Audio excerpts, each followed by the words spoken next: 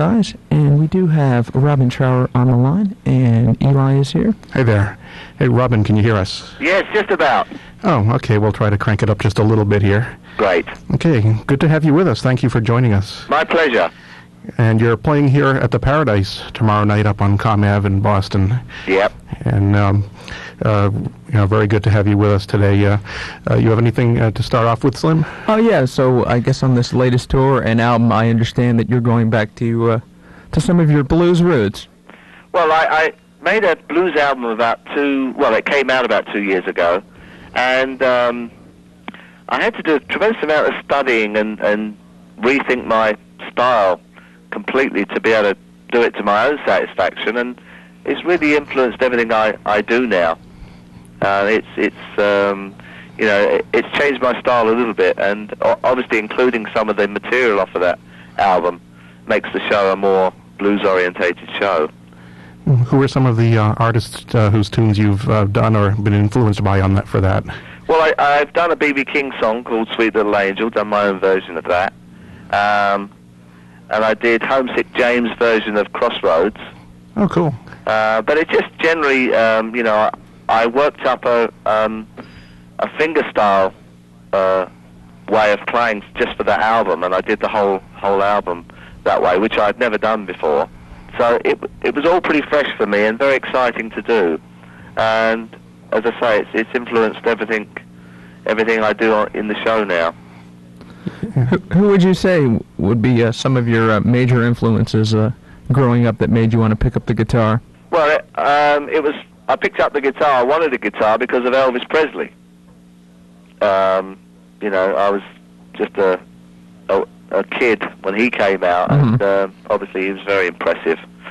My early influences are sort of his guitar player and people like that, Everly Brothers. And then I got into B.B. King, and that really sort of turned my whole thing around. And then Jimi Hendrix came along, and he was a very big influence. Yeah, you can hear that a lot in your 70s work and Bridge of Sighs and so forth. Yeah. Yeah. Was there a particular song? I know you said you liked Elvis Presley. Was there a particular song by Elvis or a moment that made you say, wow, this, I really want to pick up the guitar, or just in general?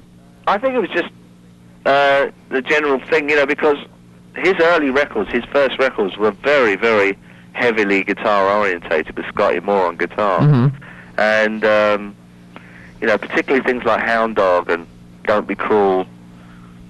And then you start to see pictures in England of him, and Elvis was holding a guitar, playing a guitar. The first picture I remember seeing of him, and I think that has a huge impact on a 10-year-old boy,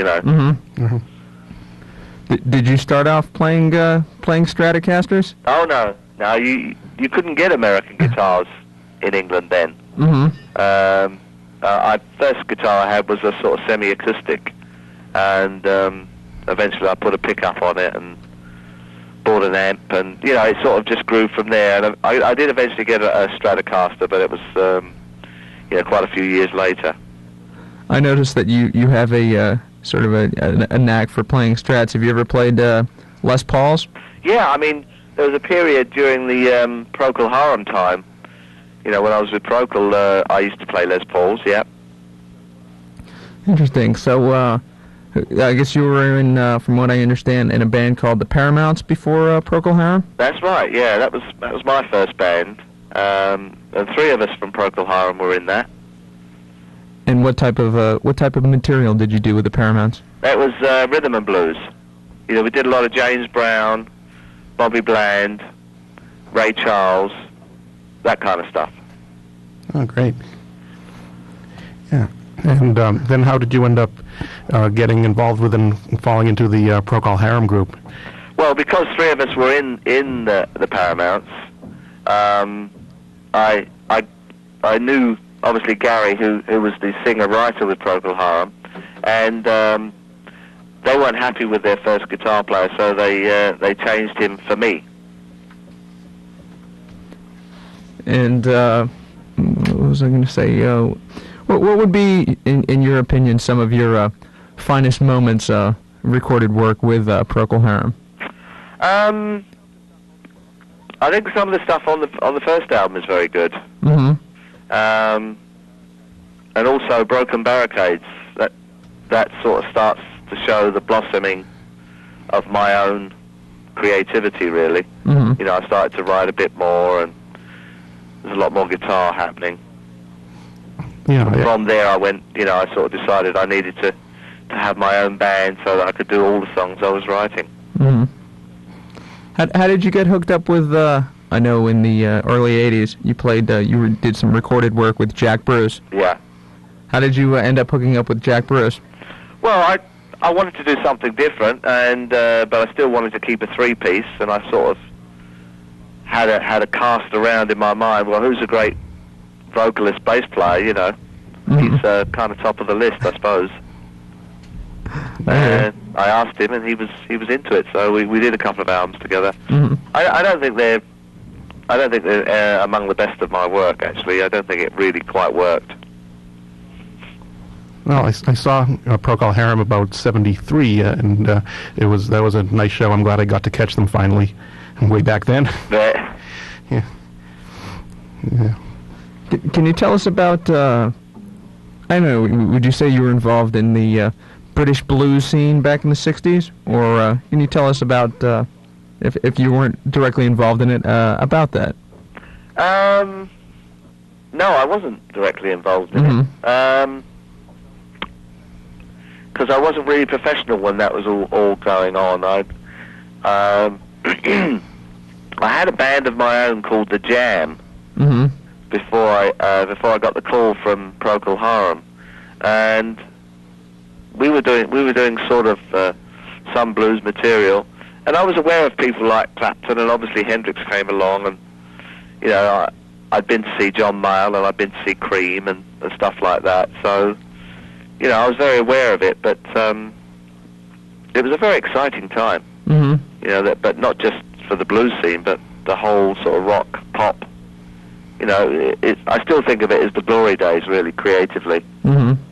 I think of bands like The Who and Beatles, Stones, and Kinks as the best of that genre that has not been touched yet. Yeah, we definitely feel the same way here at least on this show. Yeah, no, I agree with you. So you'll be coming to the Paradise here tomorrow night, and you've been touring with a regular band over the past few years. Tell us a little bit about who you're with now. Well, I've got bass and vocals Livingston Brown.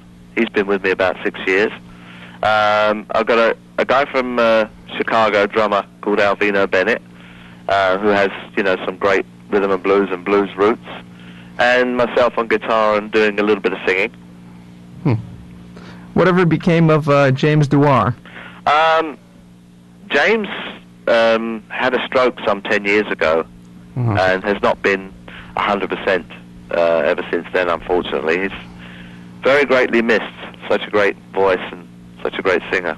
Does he still do any, obviously he's not performing, does he still do any writing or... No, unfortunately not. I'm sorry to hear that. Yeah. Hello? Yeah, I'm sorry to hear that. Oh, sorry. Yeah. Well, what a little hint about what we can expect at the show? Some of the new, some of the old, and some of the in between, or? Yeah, I think that's a good summation of what it's about. We do a few off the last couple of albums, quite a bit off the Bridge of Sighs, and something off the Passion album. Yeah, I mean it's a nice mixture, I think. Oh, great. Who would you say would be? Are there any current modern guitar players you admire? Well, the last guy that I really thought was great was Stevie Ray Vaughan. Mm-hmm. There's nobody about at the moment that catches my ear. Though obviously there's a lot of great guitar players, but nobody that really does it for me. Do you notice I do a lack of blues bass guitar and rock and roll that you hear today? And I was wondering what you thought about that. I think the rock and roll side of guitar playing now has progressed into a completely different area, which more or less I think ignores the blues roots altogether, which makes it more poppy for me. But I do kind of understand where they're at, those guys, you know, or where they're trying to get to. Because I always had a bit of a hankering for the creativity side of making music, as well as being sort of tied into the blues roots thing. I had both things going. So I can appreciate what they're up to. Yeah. Although I miss the kind of soulful element, that's missing. Right. They're playing. Right. And being able to combine those two is really an art that a few have managed to accomplish, and you included, but of course Jimi Hendrix and so forth, being able to do the soul and the creativity. Yeah. Well, Hendrix was the master. There's no doubt about it. The genius of his time. I understand. After you left Procol Harum, you formed a band called Jude with Clive Bunker from Jethro Tull. Yeah, and Frankie Miller on vocals and James Dewar on bass. Did you guys? That's how I came to discover and get to know Jimmy, because through joining with Frankie Miller, I met Jimmy and finally discovered what a great singer he was. And when I decided to have a three-piece on my own after that, he was my, he was just a great find. Did you folks have any recorded work out there? No, we didn't. We didn't actually we played live.